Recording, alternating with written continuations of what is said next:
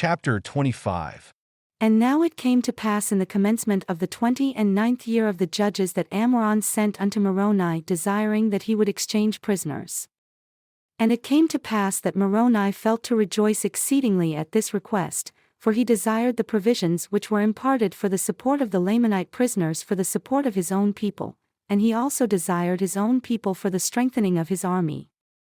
Now the Lamanites had taken many women and children, and there was not a woman nor a child among all the prisoners of Moroni, or the prisoners whom Moroni had taken.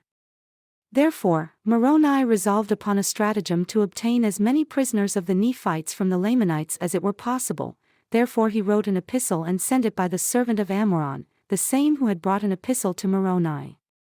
Now these are the words which he wrote unto Ammoron, saying, Behold, Ammoron, I have written unto you somewhat concerning this war which ye have waged against my people, or rather which thy brother hath waged against them and which ye are still determined to carry on after his death. Behold, I would tell you something concerning the justice of God, and the sword of his almighty wrath which doth hang over you except ye repent and withdraw your armies into your own lands, or the lands of your possessions, which is the land of Nephi. Yea, I would tell you these things if ye were capable of hearkening unto them.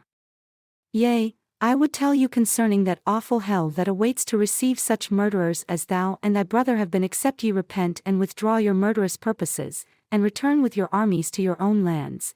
But as ye have once rejected these things and have fought against the people of the Lord, even so I may expect you will do it again. And now behold, we are prepared to receive you, yea, and except you withdraw your purposes, behold, ye will pull down the wrath of that God whom you have rejected upon you, yea, even to your utter destruction. But as the Lord liveth, our armies shall come upon you except ye withdraw, and ye shall soon be visited with death, for we will retain our cities and our lands, yea, and we will maintain our religion and the cause of our God.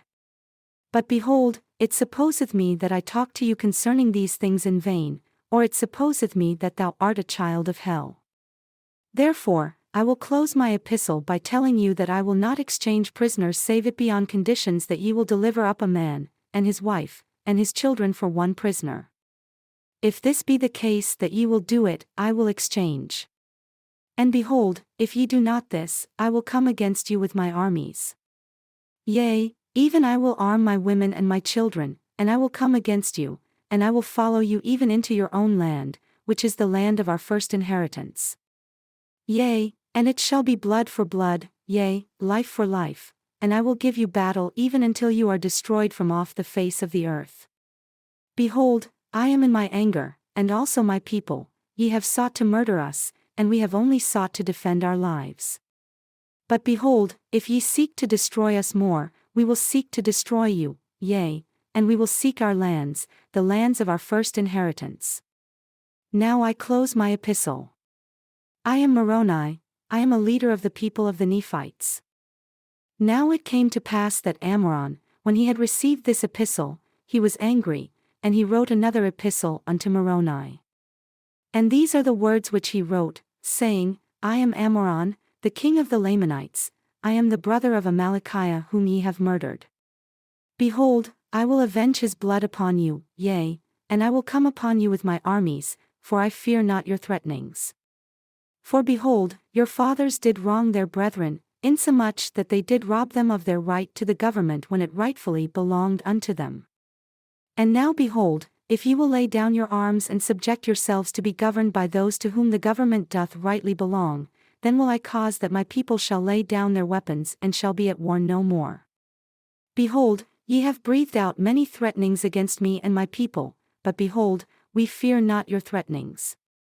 Nevertheless, I will grant to exchange prisoners according to your request gladly, that I may preserve my food for my men of war.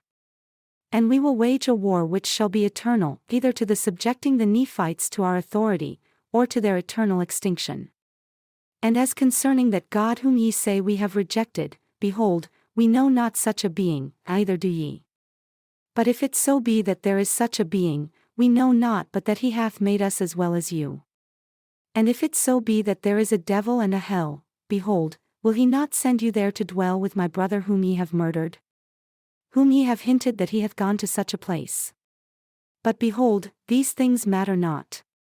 I am Ammoron, and a descendant of Zoram, whom your fathers pressed and brought out of Jerusalem. And behold, I am now a bold Lamanite.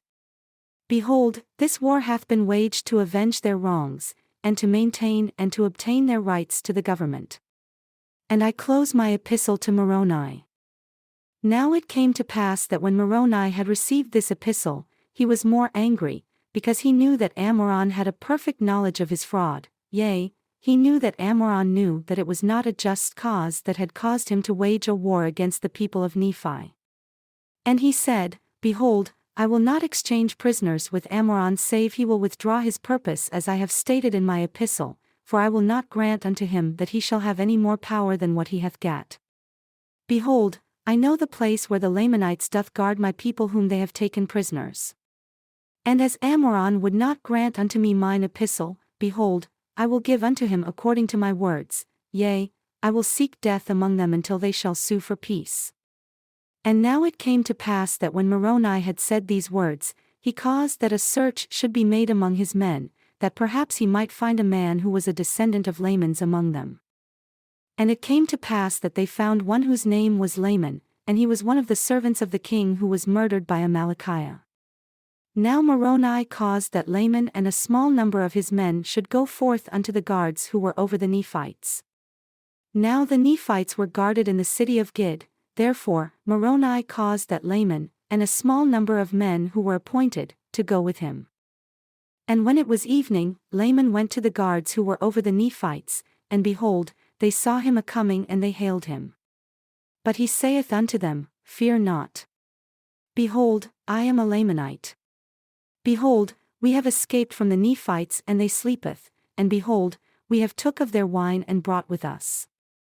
Now when the Lamanites heard these words, they received him with joy. And they said unto him, Give us of your wine, that we may drink. We are glad that ye have thus taken wine with you, for we are weary. But Laman said unto them, Let us keep of our wine till we go against the Nephites to battle. But this saying only made them more desirous to drink of the wine. For, said they, we are weary, therefore let us take of the wine, and by we shall receive wine for our rations, which will strengthen us to go against the Nephites. And Laman said unto them, You may do according to your desires. And it came to pass that they did take of the wine freely, and it was pleasant to their taste, therefore they took of it more freely, and it was strong, having been prepared in its strength. And it came to pass they did drink and were merry, and by they were all drunken. And now when Laman and his men saw that they were all drunken and were in a deep sleep, they returned to Moroni and told him all the things that had happened. And now this was according to the design of Moroni. And Moroni had prepared his men with weapons of war, and he went to the city Gid while the Lamanites were in a deep sleep and drunken, and cast in the weapons of war, in unto the prisoners, insomuch that they were all armed, yea, even to their women and all those of their children, as many as were able to use a weapon of war. When Moroni had armed all those prisoners, and all those things were done in a profound silence, but had they awoke the Lamanites, behold, they were drunken and the Nephites could have slain them, but behold, this was not the desire of Moroni. He did not delight in murder or bloodshed, but he delighted in the saving his people from destruction. And for this cause, that he might not bring upon him injustice, he would not fall upon the Lamanites and destroy them in their drunkenness. But he had obtained his desire, for he had armed those prisoners of the Nephites who were within the walls of the city, and had gave them power to gain possession of those parts which were within the walls, and then he caused his men who were with him to withdraw a pace from them and surround the armies of the Lamanites. Now behold, this was done in the night time, so that when the Lamanites awoke in the morning, they beheld that they were surrounded by the Nephites without and that their prisoners were armed within. And thus they saw that the Nephites had power over them, and in these circumstances they found that it were not expedient that they should fight with the Nephites. Therefore, their chief captains demanded their weapons of war, and they brought them forth and cast them at the feet of the Nephites, pleading for mercy.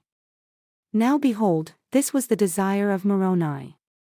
He took them prisoners of war, and took possession of the city, and caused that all the prisoners should be liberated who were Nephites. And they did join the army of Moroni and were a great strength to his army. And it came to pass that he did cause the Lamanites whom he had taken prisoners that they should commence a labor in strengthening the fortifications round about the city Gid. And it came to pass that when he had fortified the city Gid according to his desires, he caused that his prisoners should be taken to the city Bountiful. And he also guarded that city with an exceeding strong force. And it came to pass that they did, notwithstanding all the intrigues of the Lamanites, keep and protect all the prisoners whom they had taken, and also maintain all the ground and the advantage which they had retaken. And it came to pass that the Nephites began again to be victorious and to reclaim their rights and their privileges. Many times did the Lamanites attempt to encircle them about by night, but in these attempts they did lose many prisoners. And many times did they attempt to administer of their wine to the Nephites, that they might destroy them with poison or with drunkenness. But behold, the Nephites were not slow to remember the Lord their God in this their times of affliction. They could not be taken in their snares, yea, they would not partake of their wine, yea, they would not take of wine save they had firstly given to some of the Lamanite prisoners. And they were thus cautious that no poison should be administered among them, for if their wine would poison a Lamanite, it would also poison a Nephite, and thus they did try all their liquors. And now it came to pass that it was expedient for Moroni to make preparations to attack the city Morianton. For behold, the Lamanites had, by their labors, fortified the city Morianton until it had become an exceeding strong hold. And they were continually bringing new forces into that city, and also new supplies of provisions. And thus ended the 29th year of the reign of the judges over the people of Nephi.